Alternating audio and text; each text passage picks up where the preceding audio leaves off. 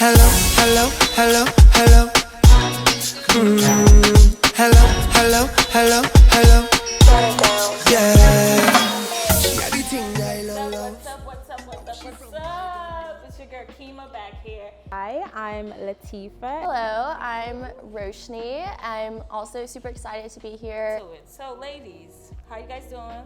I'm good. Good. It's lovely to have you here. Beautiful faces. Thank you. Happy to be here. It's so fun. Okay, so what are your views on these? Because we're all on social media, right? Everyone's on social media, and we all see that these designers are posting their stuff versus all these other like name brands that put their name on their thing. What are your thoughts? What are your views on that? Anyone? All right. Well, personally, I think you know how you have those expensive brands, but they look really good, and at the same time, you know you can't afford it, but you know it looks damn good. So I mean, some designers that copy that, I mean, they copy it to a point where it actually does look like the real thing. You just have to know the brands to know the difference.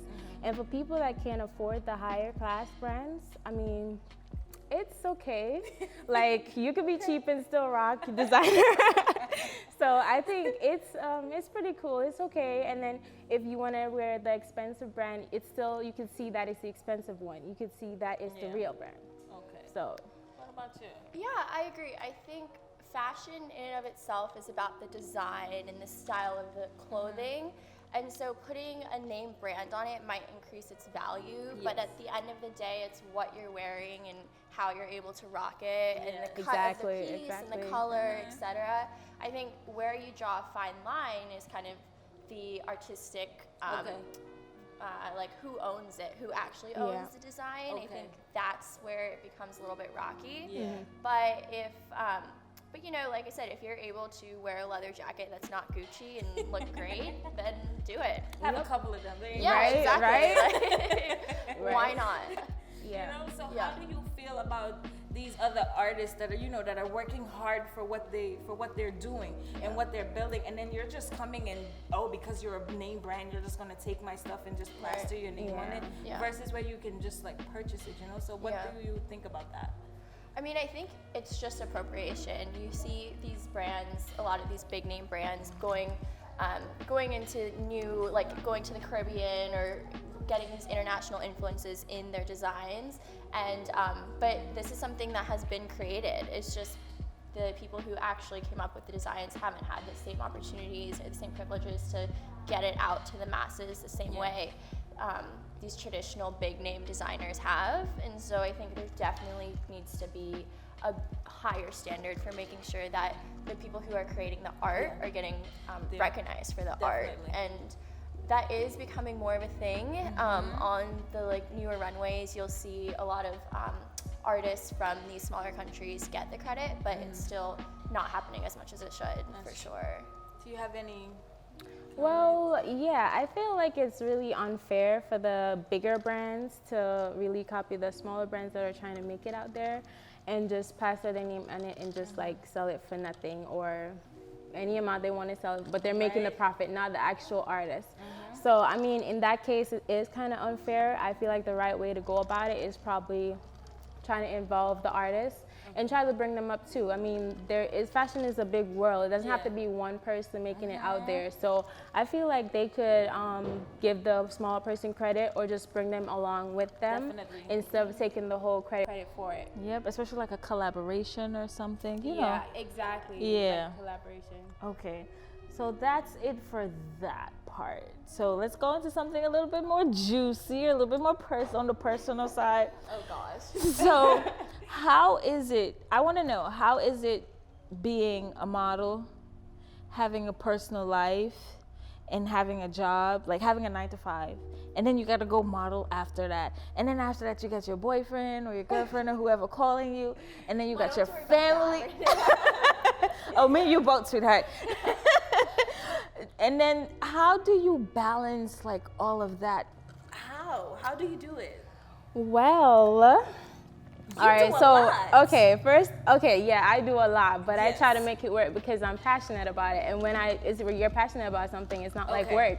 It's just like doing an everyday thing. I mean, the only struggle I'm going through right now is doing my 9 to 5 to, pay bills and whatever. Yeah. But apart from that, making time for what I like doing, modeling, makeup, hair, like that's nothing. I like doing that, and I'll try my best to like work with my part-time to, we still have responsibilities. Yeah. We still have to go through life, try to work with that, try to balance everything out basically. So whenever I have free time, make time Okay. for what I like doing. Make time. That's Yes, make time. Okay. Because if you don't make time, trust me, like before, it was crazy because it was just work.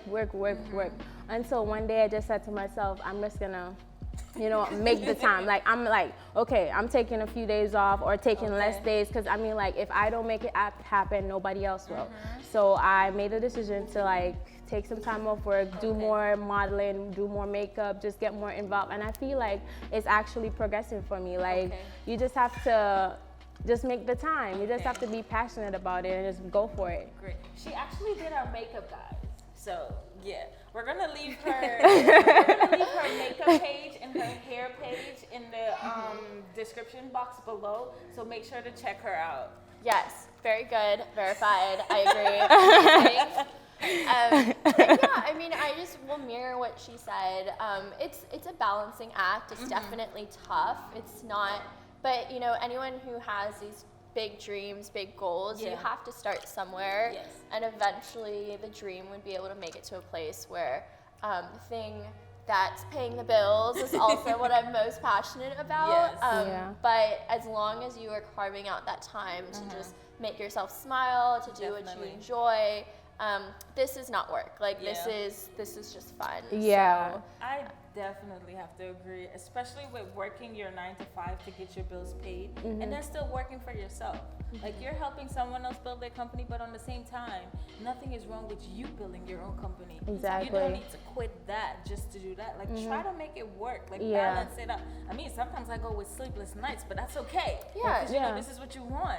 And you never know, like, the 9 to 5 that you're doing, maybe one day you're so good at it, like, you come to work and somebody there, you never know whoever approaches you, you never know. So always be nice, guys. No matter your 9 to 5, be nice. You never know. Like one day, like maybe an agent, like maybe shopping or somehow ended up in where you're working and see you and be like, hey, I like your vibe. You could So be at Burger King, McDonald's, exactly, no matter where, exactly. So you never know. That 9 to 5 might actually help you to do what you are doing right now. Like somebody might see you and just want to grab you and like that's it for you. yeah. And you're always learning too. Like I So guarantee true. whatever your other job is, whether it's 9 to 5 or through the night or whatever you're doing, like you're probably gaining confidence, doing something, learning how to become financially responsible, etc. So Exactly.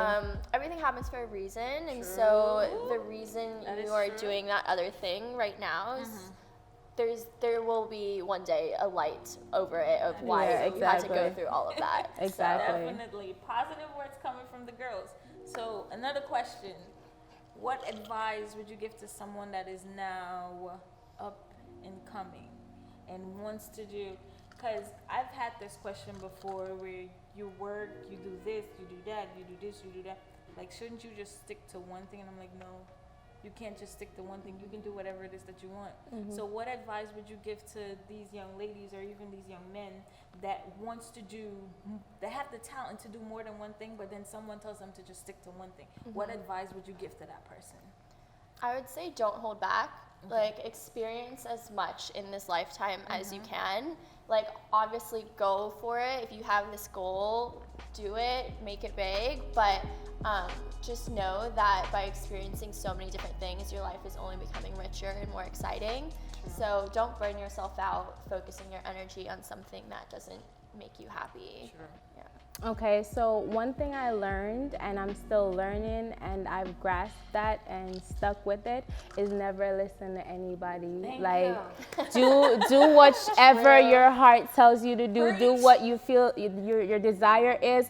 Like, that person is not in your shoe. He or she's not where you want to be. So they can't tell you how to get there. They can't tell you can't do this and can't do that. You have to go for it yourself. Learn from people who know it already. Don't let somebody who doesn't know what you're going through, or like know where you want to be, or have been there to tell you that's the way to go. Don't listen to people. Just do what you have to do, and like, nobody's gonna do it for you. That person is not gonna get you to your dreams. You have to get there for yourself. So that's my advice. I love that. That's my advice. Yes. Snap. Don't listen to anybody. And that's it for us today. I hope you had fun. If you have any questions